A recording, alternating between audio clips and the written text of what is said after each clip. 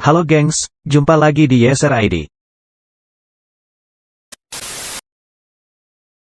Setiap provinsi mempunyai kearifan lokalnya masing-masing. Kalian bisa menemukan tarian, baju adat, hingga makanan khas dari setiap daerah di Indonesia. Selain itu, ada juga senjata tradisional yang menjadi kekayaan masing-masing daerah. Dulunya, memang senjata daerah ini digunakan oleh masyarakat untuk mengusir penjajah dan melindungi diri. Namun, senjata daerah sudah sedikit berubah fungsinya. Beberapa daerah sudah menjadikan senjata ini sebagai pelengkap baju daerah untuk upacara adat. Berbagai macam senjata tradisional tentunya mempunyai bentuk dan cara pemakaian yang berbeda-beda. Dan kali ini YSRID akan membahas beberapa jenis senjata tradisional dari masing-masing daerah. Tapi sebelum kalian menonton video ini, pastikan kalian sudah klik tombol subscribe dan nyalakan loncengnya, agar kalian dapat notifikasi video terbaru dari Yeser ID. Belati dari Papua. Senjata ini biasanya dibuat dari tulang kaki burung kasuari asal Papua. Tulang tersebut biasanya sangat kuat dan mudah ditajamkan. Masyarakat lokal pun biasanya membuat dari kayu yang ditajamkan. Senjata tradisional ini masih digunakan oleh sebagian masyarakat Papua untuk berburu hewan liar di hutan.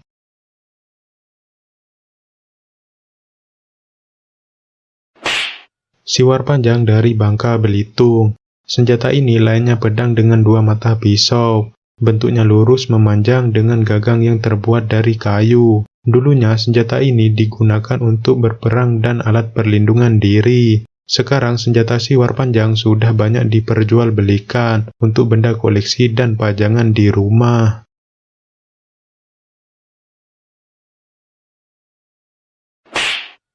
Terapang dari Lampung. Senjata ini memang bentuknya menyerupai keris, tapi bedanya dengan keris mempunyai lekukan yang sedikit dan tidak terlalu kentara. Senjata tradisional ini juga menjadi kearifan lokal masyarakat Melayu yang ada di Indonesia. Sarung perlindungannya juga dibuat dengan motif cantik dan enak dipandang.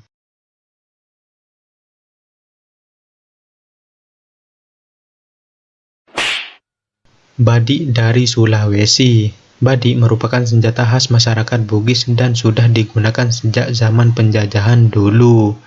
Bentuknya mirip dengan rencong asal Aceh, tapi memiliki pisau yang lebih kecil.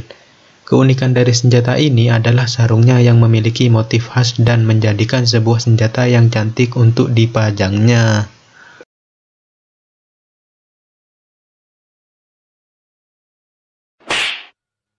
Celurit dari Madura. Bentuknya yang seperti bulan sabit membuatnya celurit ini sering disebut sabit oleh sebagian masyarakat. Senjata tradisional asal Madura ini sering dijadikan alat perlindungan diri. Beberapa masyarakat Madura pun banyak yang masih menyimpan senjata ini di rumah sebagai pajangan dan perlindungan diri.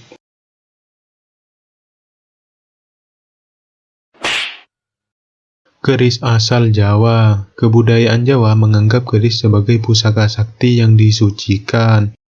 Ukuran keris pun bervariasi dengan motif yang berbeda-beda. Pengrajin keris juga dianggap orang yang handal dalam bidangnya, dan keahliannya terus diwariskan secara turun-temurun. Bentuk keris yang berliku ini dimaksudkan untuk menimbulkan luka yang sangat fatal saat digunakan sebagai senjata perlindungan diri. Keris pun masih dianggap memiliki kekuatan sampai saat ini. Beberapa masyarakat masih melakukan upacara adat untuk keris pada waktu-waktu tertentu.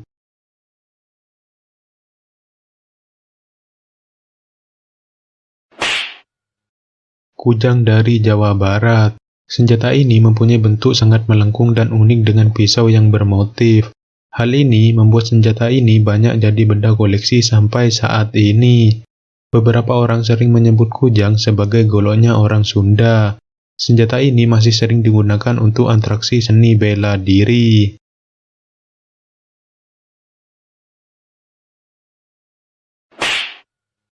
Golok dari Jakarta. Orang Betawi pasti masih punya senjata tradisional ini di rumahnya. Golok sudah bukan lagi sekedar senjata tradisional asal Jakarta, tapi sudah menjadi salah satu harta untuk masyarakat aslinya. Senjata tradisional ini masih sering digunakan untuk seni bela diri, seperti silat Betawi yang dibawakan pada acara-acara adat. Golok sangat terkenal dengan tokoh Si Pitung, sosok jagoan pengusir penjajah asal tanah Betawi. Dengan seiring perkembangan zaman, golok pun dipakai untuk membantu urusan rumah dan kebun masyarakat lokal.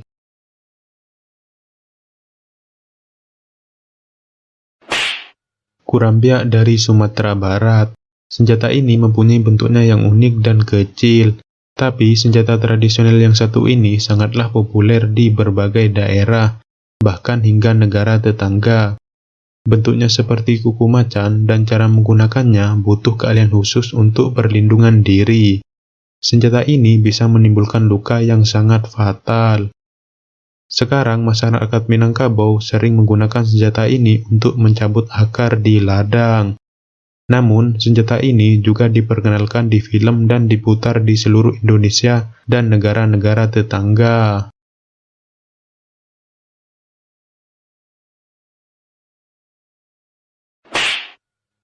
Rencong dari Aceh. Provinsi Nanggroe Aceh Darussalam punya senjata tradisional yang bernama rencong. Senjata ini mirip pisau dengan gagang yang khas. Senjata ini juga punya sejarah yang kuat di Aceh, karena termasuk kekuatan kala melawan penjajah yang datang. Sampai sekarang pun, rencong masih digunakan untuk senjata perlindungan diri dari kejahatan. Beberapa masyarakat lokal di Aceh banyak juga yang menjadikan senjata ini sebuah pusaka atau jimat untuk keselamatan. Seiring perkembangan zaman, kini senjata tradisional khas Nusantara tersebut tidak lagi menjadi alat perang atau perlindungan diri. Meskipun begitu, beberapa orang masih ada yang mempercayai bahwa benda warisan budaya ini memiliki kekuatan mistis hingga banyak yang menyimpan di tempat rahasia. Selain dari 10 senjata tradisional tersebut, apa nama senjata tradisional di tempat kalian masing-masing? Tolong jawab di komentar ya.